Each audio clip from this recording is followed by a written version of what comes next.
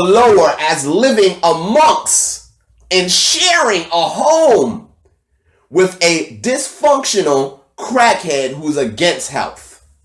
What's going to happen? I'm going to slowly deteriorate from my height of health. This is just using intelligence and observation. You see what I'm saying? So once again, we love to use this concept of love and hate to either justify or dismiss certain forms of facts in history and present day facts to allow us to feel content and comfortable within our contribution to the current destructive state that we're in. A lot of the people that talk this, you're teaching hate, we need love bullshit, are the ones laying with the recessive. They are the ones mixing with the recessive. They are the ones, before we end this, let's go into the not all concept. That's another favorite of mine. Not all. It's not all of them. Yeah, motherfucker, listen. You're talking about exceptions because guess what? Not all bums beg for money. Not all crackheads live a crackhead life. I actually, to go off subject, I knew crackheads that had functioning lifestyles. Very few of them. Very, very few of them. Small number, but did they exist? Yes, they call it a functioning addict. Did they exist? Yes, they did. They had jobs. They had homes and they smoked crack. Now it's an extremely small number. So am I going to say being a crackhead is good? No. Am I going to walk around, hey, not all crackheads? Shut the fuck up with that dumb shit. We say not all, justifying this aspect and dismissing the fact that their genetics is destructive by nature. Now, when you say not all, guess what? I pointed this out on one of my posts previously. They'll say, not all white people are racist and hate black people. Okay, so let's focus on the ones that don't hate black people. And we also have to get into the pure definition and description of what we refer to or justify as so-called hate. There's pedophiles that fuck black boys and white boys. Are they part of the not all? Because they don't hate black people, they just rape children. So, not all. Remember what I said earlier. NAMBLA justifies their pedophilia with boy love. NAMBLA is a white organization, okay? I'm sure they don't have a problem with fucking little black boy booty or white boy booty. So we have to stop using these terms as if it means anything. The other day I put another post up showing a white man that went into an establishment, which was, I believe it was Planned Parenthood. And they were discussing the selling and distribution of body parts with another white woman that ran the organization. Now, here's what we don't get. All the smiles in your face, all the donations to NAACP, whatever the fuck, Black Lives Matter, who the fuck cares? We feel for some reason that this dismisses the fact that when they are amongst themselves, they have no form of beneficial longevity, self-preservation aspect for you as the black whole. First and foremost, that don't even make any damn sense for a white person to want black preservation. The white man that doesn't spit directly in my face or burn a cross in front of my house, but instead smiles at me and offers me a drink, he's part of the not all. Yet when a white man, his fellow brethren, come into his presence and they speak of certain things that have nothing to do with black preservation, and as a matter of fact, contribute to the destruction of black people, he's still part of the not all. We seem to associate hate with what we can see on the surface. I can sit and smile in your face all day.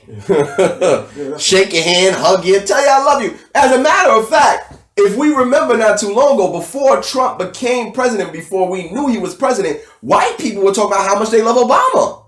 Oh, we're going to miss Obama. I love him so much. Oh, I love fried chicken. Oh, I love rap music. Oh, we love Obama. Obama's the greatest. Oh, I wish he could have another term. Obama, but black people are the best. Oh, Obama. When Trump became president officially, you had notes on your car talking about go back to Africa, nigga. And this was the same co-worker that had a drink with you yesterday when they thought Trump was going to lose. So what are we saying? Because you couldn't see their so-called hate and discrimination and pure negative, destructive, ulterior motives on the surface, you put them in a group calling them not all. It is an absolute historical fact that your first enslavers, your first invaders, your first ones to destroy your kingdoms did not come with flaming torches and angry faces. They came as traitors. They came as friends. Missionaries came handing Bibles out talking about the love of God and raped your children. To this very day, they're in Africa injecting children and families with all type of diseases with smiles on their faces saying that they're saving them from disease. We can go into Ebola, and I already made a post some time ago with a white woman proving, first of all, you have Ebola in one country, then it jumps over 2 countries and ends up in another country. Then it's absolute fact, every country Ebola is in white people there. What the hell is going on? These same white people spreading disease amongst the world are not coming to you spitting in your face. They're not coming to you telling you they hate you. They're coming to you telling you they're offering health and help. The same white people adopting Ethiopian children and bringing them back and selling them the pedophile rings, they have smiles on their faces. They talking about we love the world. Bottom line, this not all shit, this teach love, not hate bullshit has been the foundation of the destruction of endless civilizations and kingdoms of indigenous people. We are the first ones to truly practice humanity because we opened our arms to every invader we've ever had. Read the diaries of Columbus and his son's journals. They said the indigenous people of the Americas was going to be the easiest conquering they ever had in their life. Because when they came to the shores, these indigenous people came with arms full of gold. To these pale people. With no thought. And see, that's our biggest downfall. We never have this thought in our mind that people are not human. We don't have that. That's what allow us to be raped. Because people always go, if y'all was so powerful, how'd y'all get conquered? How'd y'all da-da-da-da? Because we let this motherfucker in our home. We fed him. We taught him. And then he woke up in the middle of the night and slit your throat. Yeah. That's what happened. That's a fact. Yeah. Fuck this not all shit. Fuck this love-hate bullshit. We need to focus on the foundation of respect, righteousness, and the utilization of intelligence and observation. If you are using intelligence and observation, then you will see that this recessive has been a parasite and a disease to the earth since his creation. This is fact. This is not hate. This is fact. You cannot show me anywhere on the planet in global history that this recessive has come and uplifted that indigenous culture or people where he stepped his foot at. You cannot show me anywhere of that. So this is proof of his destruction and his disease to the planet. So in conclusion, my brother, fuck their love.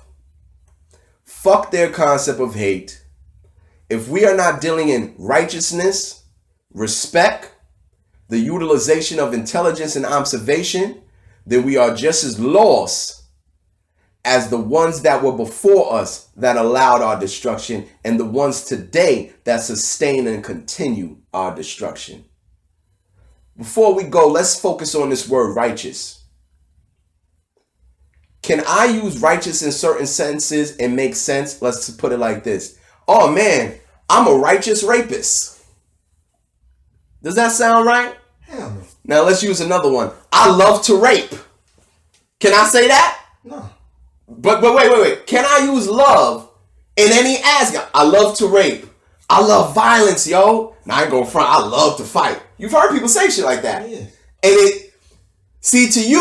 to us, we'll go, well, why would you love that? But we don't go, that's the wrong way to use that. No, because you can use love for anything. You can say, man, I ain't gonna lie, man. Sometimes I just love not taking a shot. I just love that grip feeling. How can you say they're wrong? Because love is a feeling.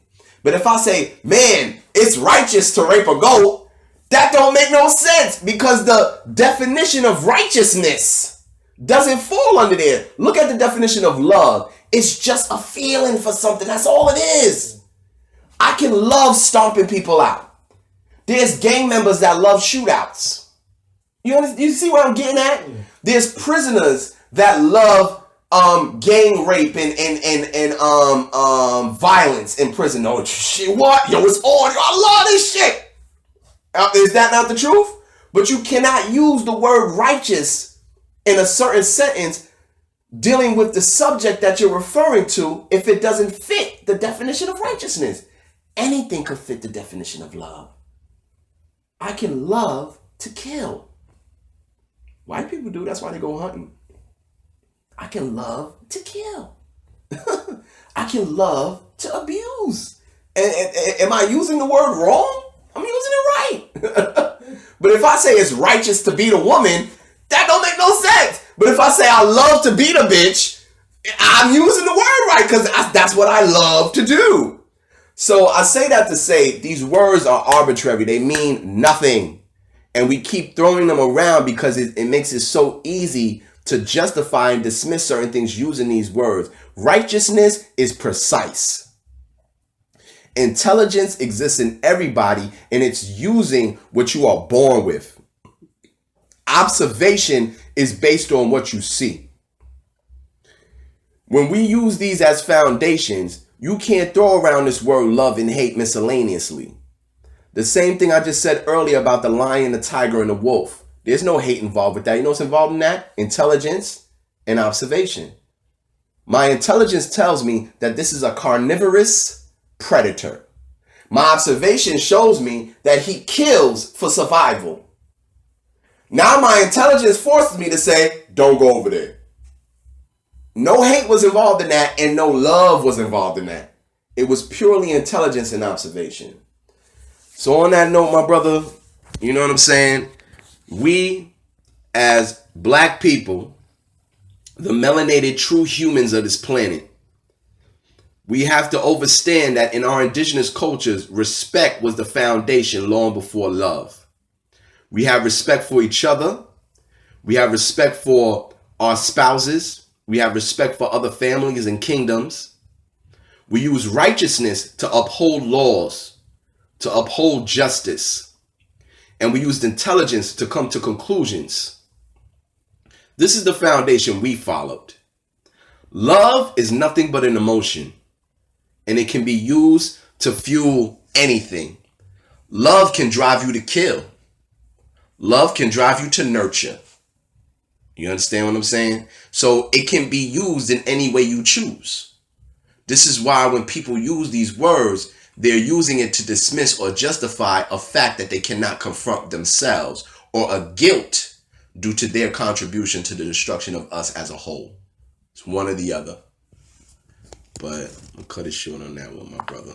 Appreciate your time, my brother. No problem, mate. Lower as living amongst and sharing a home with a dysfunctional crackhead who's against health.